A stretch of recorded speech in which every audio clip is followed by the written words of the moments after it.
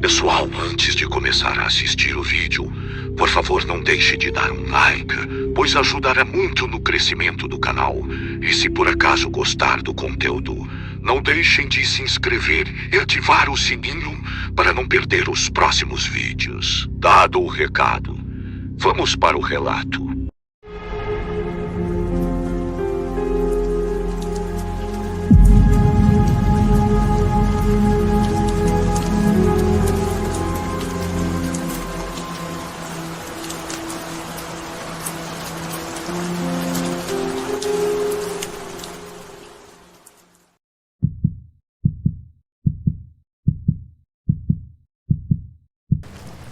Boa noite, meu nome é Bonifácio, tenho 45 anos, sou casado e pai de 3 filhos. Sou policial há pelo menos 20 anos. Em 2013 eu tirava serviço em uma cidadezinha no interior do Ceará, há pelo menos um ano, e foi lá que a minha vida mudou para sempre. O meu trabalho eu considerava o melhor do mundo, pois nos meus plantões praticamente não havia ocorrência. E quando havia alguma, era sempre a mesma coisa: colocar bebuns para casa, que ficavam perambulando pela noite, fazendo algum tipo de algazarra pela rua, prejudicando assim a paz de alguns moradores. Sem contar que a equipe no qual eu trabalhava era como uma família para mim, e na cidade eu era bem conhecido pela população, que não passava de 5.000 habitantes. A cidade, após as 7 horas da noite, ficava completamente fechada. A maioria dos habitantes tinha o costume de dormir com as galinhas de tão cedo. A cidade ficava com um ar fantasmagórico, sem contar que haviam casas abandonadas, que estavam caindo aos pedaços e que ajudavam ainda mais com o ar de algo tenebroso no local. Certa vez em meu plantão, fui fazer uma ronda com a viatura. Estava eu e o meu parceiro, o seu nome era Gabriel.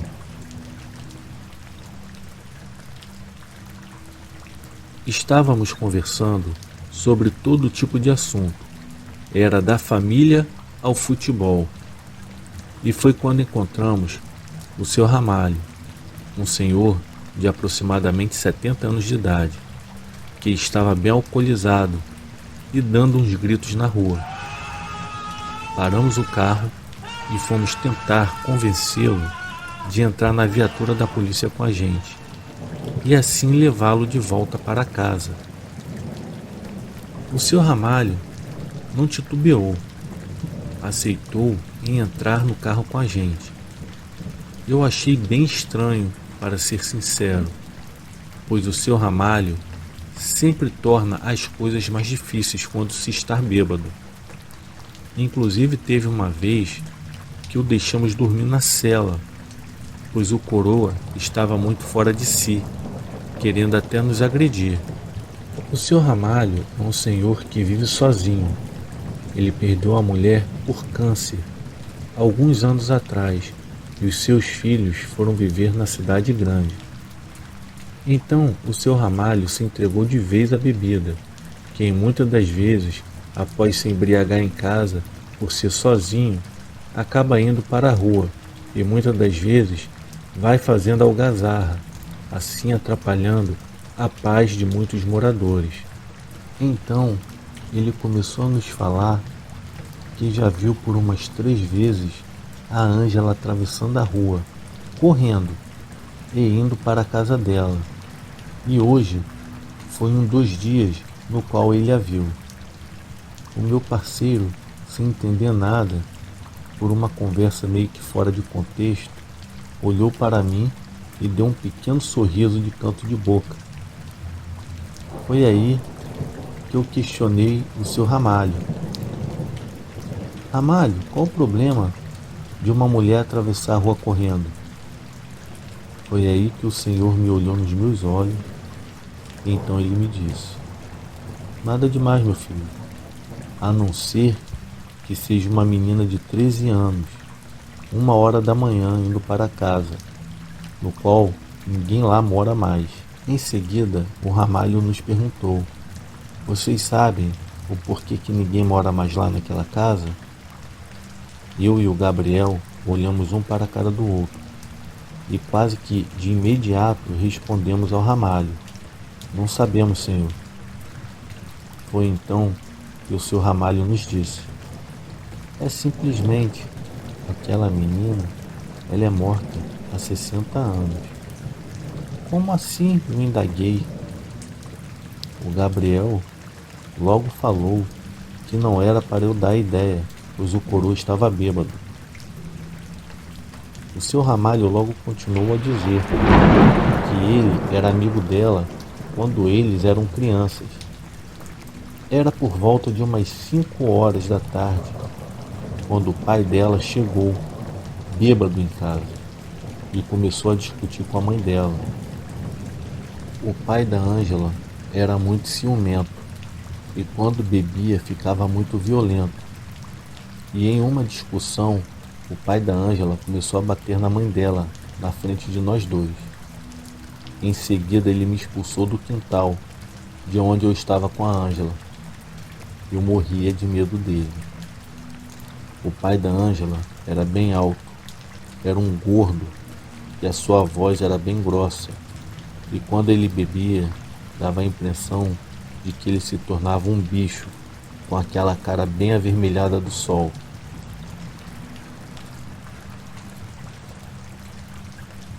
Assim que eu saí da casa, eu ouvi o choro da Ângela, que em seguida veio o som de tiros de espingarda. O desgraçado matou a esposa e a filha, e em seguida se matou. Que loucura que foi aquela cidade na época. A cidade tinha aproximadamente uns 20 mil moradores, bem diferente do que é hoje, pois a cidade tinha uma fábrica que empregava muita gente, e na hora do acontecido foi justamente na hora do final do batente, e foi assim que a nossa rua ficou entupida de curiosos, que foi querer ver toda aquela desgraça. Eu voltei correndo para ver a minha amiga Ângela, e a visão que eu tive foi a pior da minha vida, pois eles estavam todos destroçados pelos tiros de espingarda. A Ângela ficou com seu corpo quase partido ao meio. O pai dela estava com os restos de seus miolos da cabeça colado no teto, e a mãe dela estava com o corpo completamente dilacerado. Foi terrível. O carro ficou em um silêncio. Quando estávamos chegando na casa do seu Ramalho, ele olhou para a gente e falou: eu não só vejo a Ângela, como também eu vejo a sua mãe. Confesso que eu fiquei bem espantado. E o Gabriel ficou em silêncio. Meses se passaram desse dia. Na verdade, eu havia até me esquecido dessa tal conversa. Estava eu em mais um plantão, era por volta de 2 horas da madrugada, e nesse dia estava chovendo muito, e o frio estava de lascar. Eu estava fazendo uma ronda pela cidade. Foi quando o sargento me passou um rádio, me informando que ele havia recebido umas 3 reclamações de um morador que, segundo ele, estava tendo uma briga entre 2 bêbados e que estava tirando a paz dele e da esposa, pois os mesmos estavam com uma filha recém-nascida. E aquela baderna estava trazendo um grande desconforto.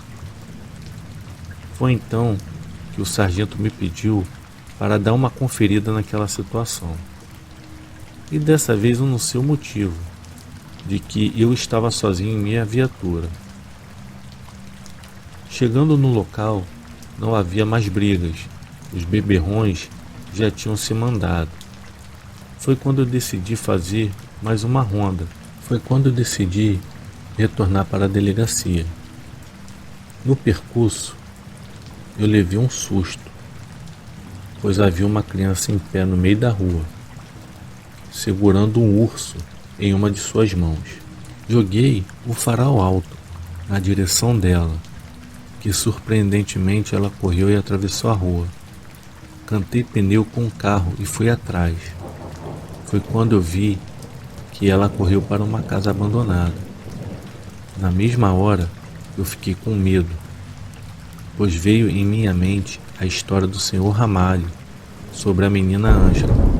Depois de poucos segundos, paralisados na viatura, a minha curiosidade foi maior do que o meu medo. E eu tinha que tirar tudo aquilo ali a limpo. Parei em frente à casa e vi que a casa estava abandonada há décadas. Pulei a cerca da casa, coloquei a lanterna na frente para clarear o local e, chegando em frente à porta da casa, a mesma estava trancada. Tentei abri-la e nada, foi sem sucesso. Rodeei a casa, ela estava completamente fechada. Foi quando eu pensei, vou embora, é melhor. Ao voltar em direção ao meu carro, eu ouvi o barulho da porta se destrancando.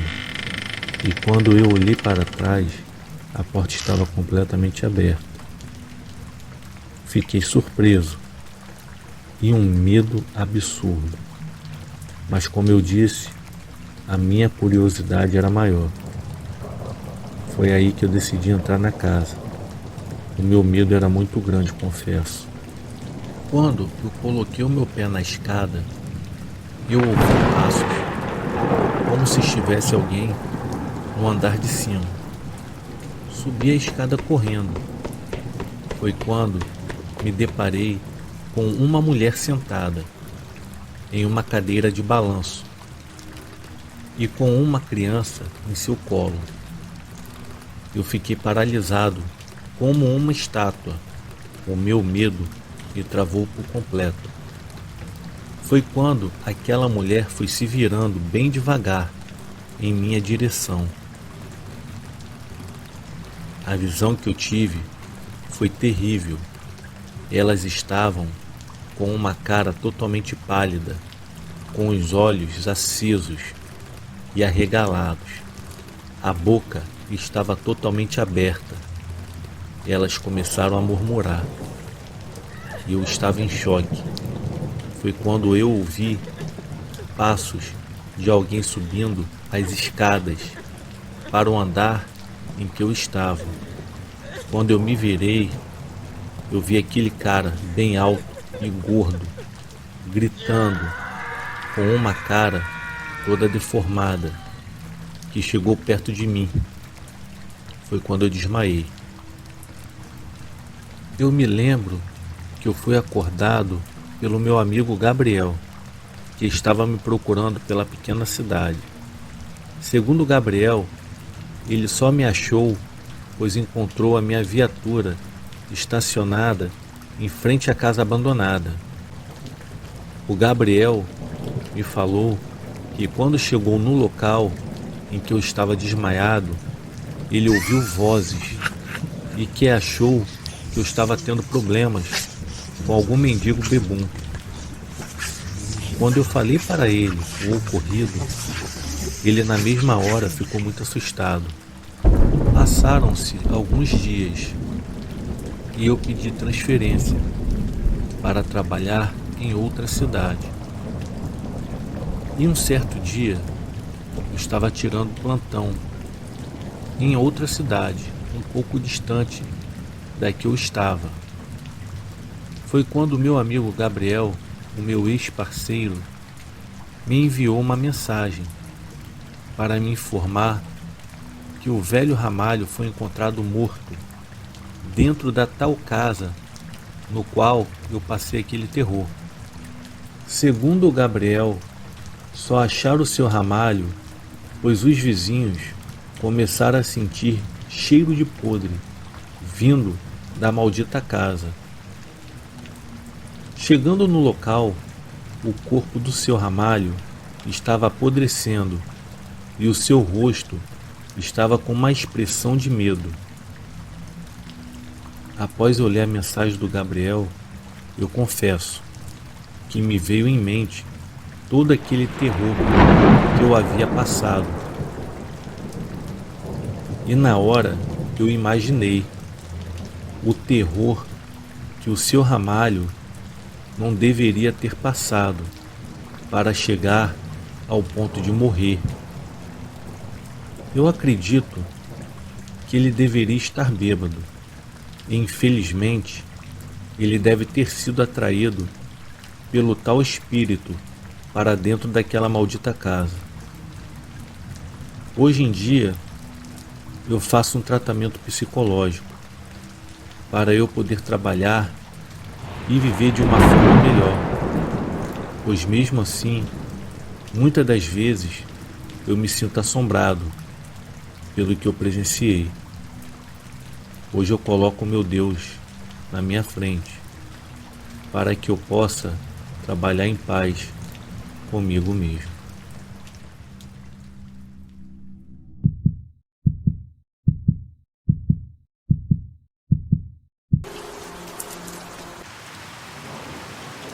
Boa noite a todos do canal Terror e Chuva. O meu nome é Rafael e sou policial militar. Eu trabalho em uma cidade no interior do Rio Grande do Sul. Eu não falarei o nome da cidade e nem a delegacia no qual eu trabalho, pois isso me traria problemas futuros. Bom, eu estou na polícia por cerca de 10 anos e eu nunca vi muita loucura, exceto por algumas prisões tardias por causa de drogas, algumas chamadas por motivo de roubo e outras por motivo de agressão. Na verdade, é que no Rio Grande do Sul, e se tratando do interior, é bem mais tranquilo comparado a outros estados que temos no Brasil. Houve uma noite que eu recebi uma chamada de perturbação para investigar um grito que veio de uma casa próxima. Geralmente, uma chamada como essa significaria uma disputa doméstica ou até mesmo algo tão inofensivo quanto pessoas bebendo e sendo barulhentas. Eu cheguei até a casa, no entanto, eu tive que confirmar por 2 vezes que era a casa correta, porque nenhuma das luzes estavam acesas. Havia um carro na garagem, no entanto, era uma minivan Toyota Sienna azul, então eu deduzi que alguém estava em casa. Então eu fui até a porta, bati por algumas vezes. O vizinho deve ter visto o meu carro, pois ele saiu e caminhou até a mim, me informando que ele era quem havia chamado a polícia. Ele me disse que ouviu um grito ensurdecedor vindo da casa e que a mulher que mora lá vive sozinha, mas ocasionalmente ela recebe a visita do seu namorado, o que tornava a situação um pouco mais preocupante. Eu tentei a maçaneta da porta que estava trancada e depois eu fiz uma volta na casa tentando todas as janelas, porém todas estavam trancadas, todas exceto uma. Uma das janelas do quintal já estava completamente aberta, o suficiente para entrar alguém. Isso foi um sinal vermelho, considerando que todas as outras janelas estavam fechadas. Foi então que solicitei reforços no local e, uma vez que eu recebi a confirmação, eu entrei na casa pela janela aberta. Eu comecei a acender todas as luzes que eu consegui encontrar na casa, começando pela cozinha e trabalhando o meu caminho até a sala de estar. E sim, é aconselhável para a polícia ligar as luzes ao investigar prédios. O que você vê em programas de TV e filmes, onde eles deixam as luzes apagadas, isso é feito apenas para suspense. Eu chamei a mulher tentando assegurá-la de que a polícia estava lá e que estava tudo bem, embora naquele momento eu ainda não soubesse exatamente qual era a situação, exceto que ela havia sido relatada gritando dentro da casa. Não houve resposta, não importa o quanto alto eu gritasse. O primeiro andar estava completamente vazio, então só restava o andar de cima para verificar. Eu queria esperar o reforço chegar, porque eu estava nervoso com o que encontraria lá em cima, mas também não me perdoaria se esperasse e perdesse tempo precioso que eu poderia usar para salvar esta mulher de uma possível emergência médica. Antes de subir as escadas, eu destranquei a porta da frente para quando o reforço chegasse. Depois subi as escadas silenciosamente e, ao chegar no meio do caminho, eu olhei por cima da borda para o segundo andar. Haviam 4 portas lá em cima. Eu acendi a luz do corredor e chamei mais uma vez. Foi então que ouvi um som de rangindo vindo por detrás de uma das portas. Então ela deveria estar lá dentro, pensei comigo. Eu abri a porta e era um dos quartos. Eu abri a porta e era um quarto. A luz estava apagada, mas a luz do corredor era o suficiente para ver uma mulher deitada na cama, debaixo das cobertas. Eu vi a parte de trás da cabeça dela e eu fui até ela para ter a certeza de que ela estava bem, mas quando eu me aproximei, eu notei manchas escuras que encharcaram o outro lado das cobertas. Puxei as cobertas da mulher e percebi que era sangue e que ela havia sido esfaqueada por diversas vezes. Porém, ela ainda estava respirando. Rapidamente eu peguei o meu rádio e entrei em contato com a central. Eu pedi reforços de imediato em uma ambulância, pois o rangido que ouvi momentos antes, de repente não fazia sentido se essa mulher estava na cama assim, e dado que ela estava inconsciente, pois alguém havia colocado ela na cama muito provavelmente. Eu girei em torno de 360 graus olhando ao redor do quarto e havia um armário à minha frente. Instintivamente era o primeiro lugar que eu pensaria em procurar. Eu tinha minha arma em punho e a minha mão estava na maçaneta da porta por 5 segundos. Reuni coragem para abrir a porta, quando finalmente eu fiz, e não havia ninguém lá dentro. Me virei novamente para olhar para a cama e para a mulher que estava sangrando. Então pensei comigo, que tal a cama? Me ajoelhei para ficar na altura da base da cama e puxei a saia da cama, que cobria a parte inferior da mesma. Então fiquei cara a cara com um homem usando uma máscara facial, que cobria a metade inferior do seu rosto.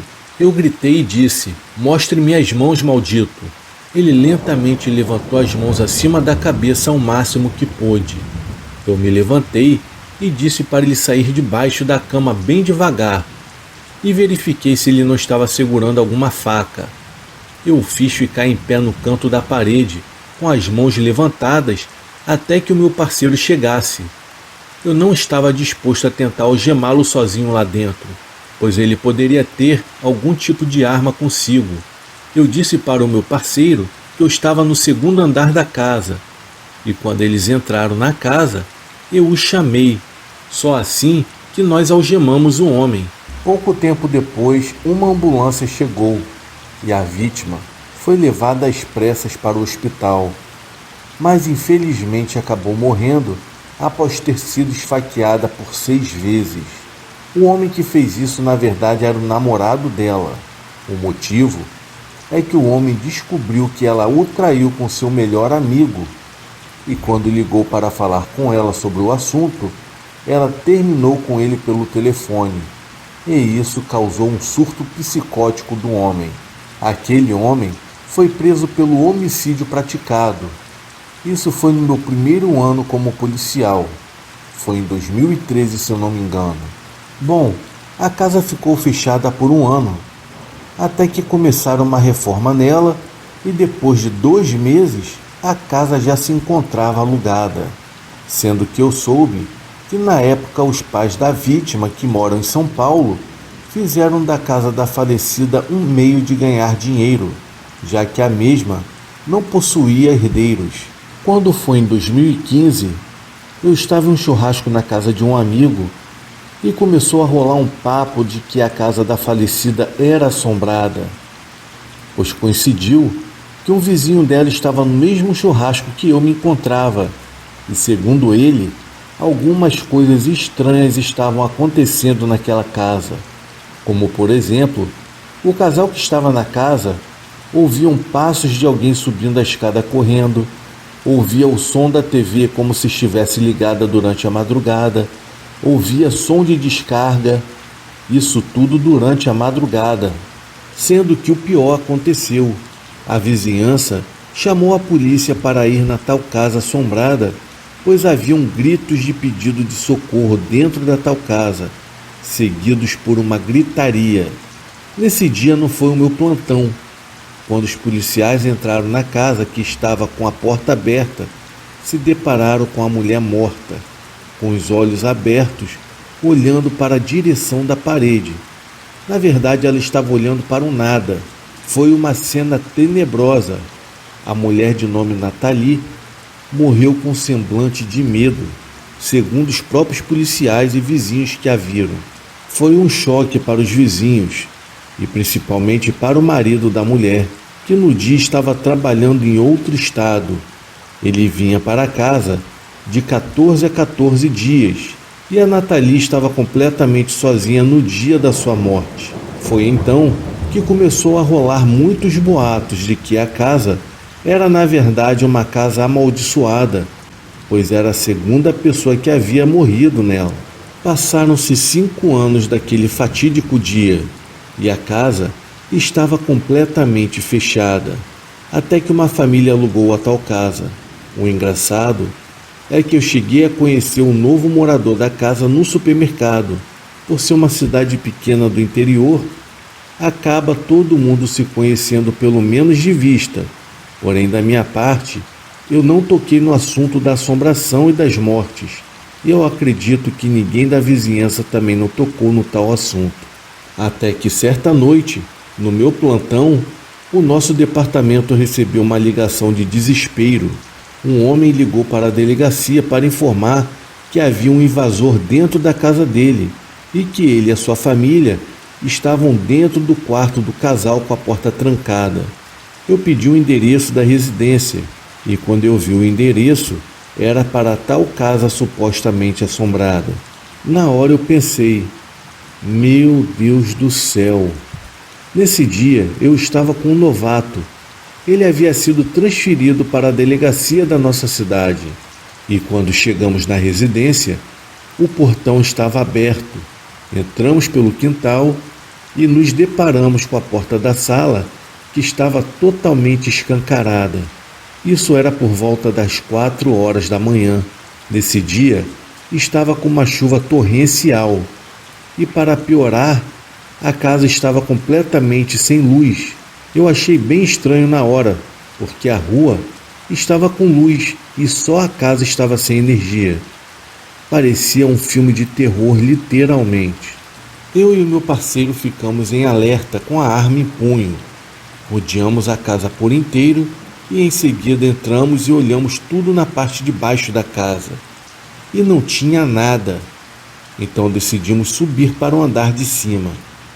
Estávamos clareando o ambiente com as nossas lanternas. Foi então que eu comecei a chamar pelo Rogério, pois ele era o novo morador da casa. Eu perguntava, Rogério, você está aí? E nada. Eu não obtive nenhuma resposta naquele momento. Eu perguntei novamente, Rogério, você está aí, Rogério? Foi então que ele grita, estamos aqui, pelo amor de Deus, estamos aqui. Bom, ele estava no último quarto do corredor.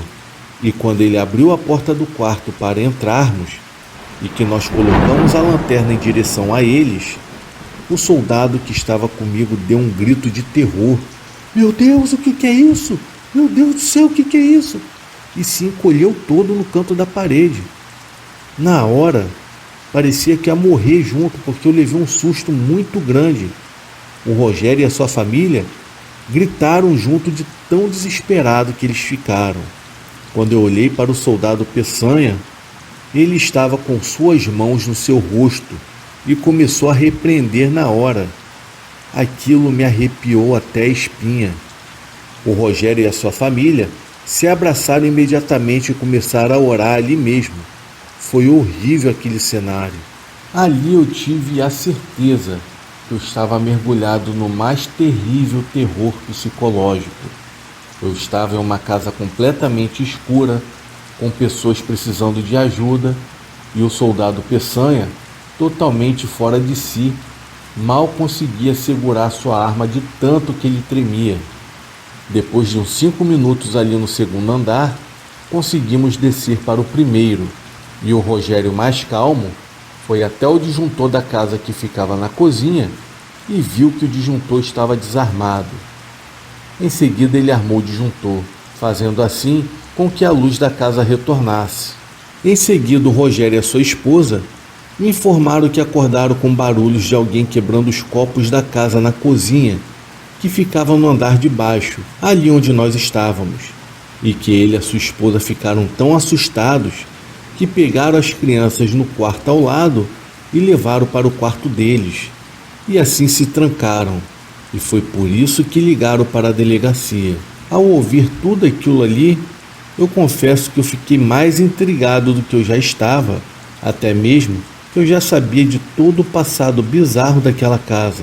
Assim que entramos dentro da viatura para retornarmos à delegacia, eu perguntei ao soldado Peçanha o que realmente ele havia visto dentro daquele quarto para ele ter ficado tão assustado.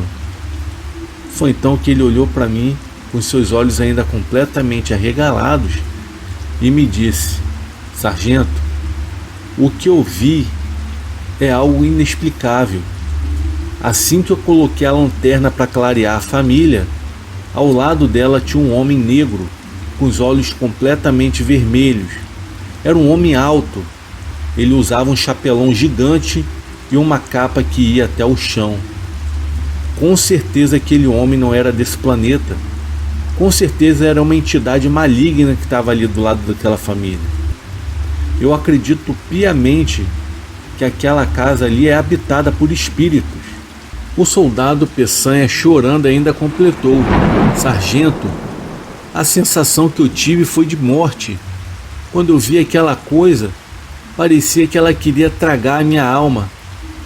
Eu estou muito assustado com o que eu vi, sargento. Quando ele me contou aquilo, eu fiquei ainda mais assustado com todo o ocorrido, pois eu sabia do histórico macabro que aquela casa tinha. Havia uma morte causada por homicídio e a outra foi uma morte completamente misteriosa, que alguns falam que foi infarto, porém outros que viram a mulher naquele sofá dizem que ela morreu porque ela havia visto com certeza algo perturbador, pois ela morreu com seus olhos completamente arregalados e ela estava com a feição completamente de assustada.